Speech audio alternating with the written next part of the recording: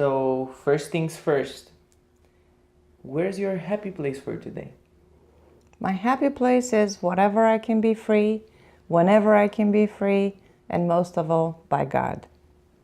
Okay, so where are we now and why are we here? We're at the Crystal Cathedral, and that's because I choose that place, being near God and being in my freedom. So, this is the second of 99 stories. And I'm super curious because to me you already are an inspiration. But I'm so curious, what's the story that you prepared for today? Well, it is a very interesting story. I never thought I'll get to say it again. I lived it, and I think it's an awesome, inspirational story for anybody to hear. 3 months after my accident, I was in the last day in the hospital, ready to get discharged. I was happy, waiting for my son, the rest of the family to pick me up. I was as happy as I could be, and just like I was getting ready for it, a woman walked into my room crying, shaking. She grabbed my hand and she was asking me if I can do her a favor. And I looked at her and I said, sure, why not? Just casually being optimistic. I'm paralyzed. I wanted to get the hell out of this hospital. And I'm like, okay, let's do some favors. Who knows? Maybe I'll move some furniture around or whatever you need, lady. Yeah, I did not even ask what kind of favor. I just naturally said yes, and then I asked what the problem is. And she just so happened to tell me her story. Her son was shot. He was cervical, paralyzed. Like from Neck down, yeah. Yes. He could not move. He could only move his head. And basically what happened was he was on the freeway and he was driving. There were two other cars in parallel with him. They were gang members. They were shooting at each other, and somehow the son got shot. So long story short, the son was in the hospital for about 2 weeks, and he was so depressed and upset. He was a teenager, I can't remember, 16, 17 years old. And he just decided he doesn't want to leave anymore. He wanted to kill himself, but unfortunately he couldn't, or fortunately I should say, he couldn't do it himself. So he was asking the doctors and then the family members to do something to end his life.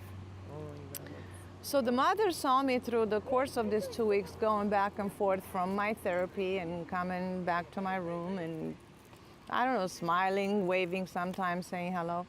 So she got the courage to come in and ask me if I could go in and talk to her son, and somehow made him understand that there is life after wheelchair. So you were the happy snowflake there.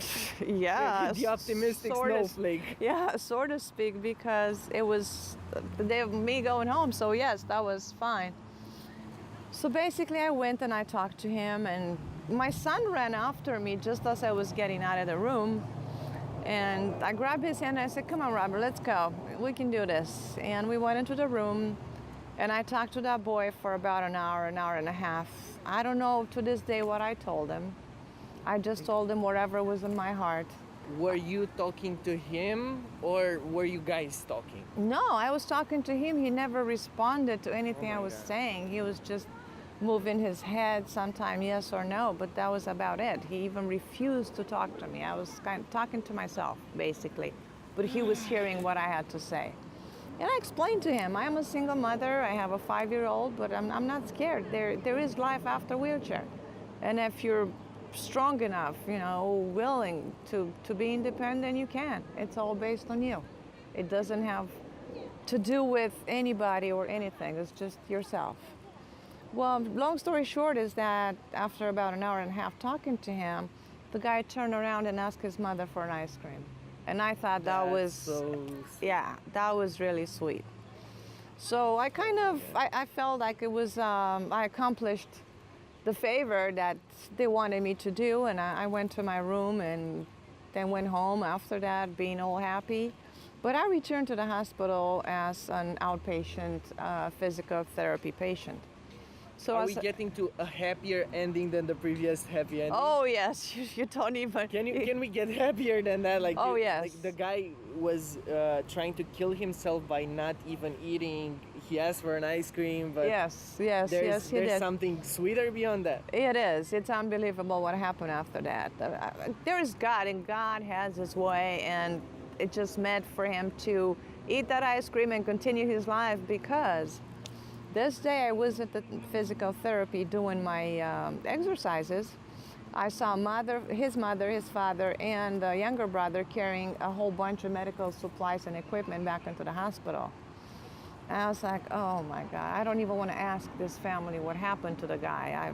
I felt so sorry. And The first thing that comes to mind is always the worst. yes, like the worst case definitely, scenario. definitely, yeah.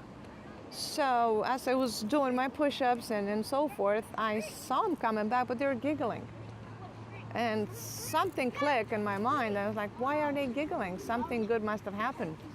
And I had the courage to actually stop and ask them, how is their son? And I'm glad I did, because they told him that the spinal cord injury he received, it was not complete. It was an incomplete spinal cord injury, and he recovered, and he's also an outpatient and the physical therapy, but he comes in a different session than me, and he's gonna be walking again.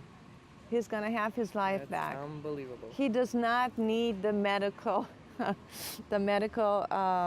supplies that they were bringing back, so that's the reason they were coming back.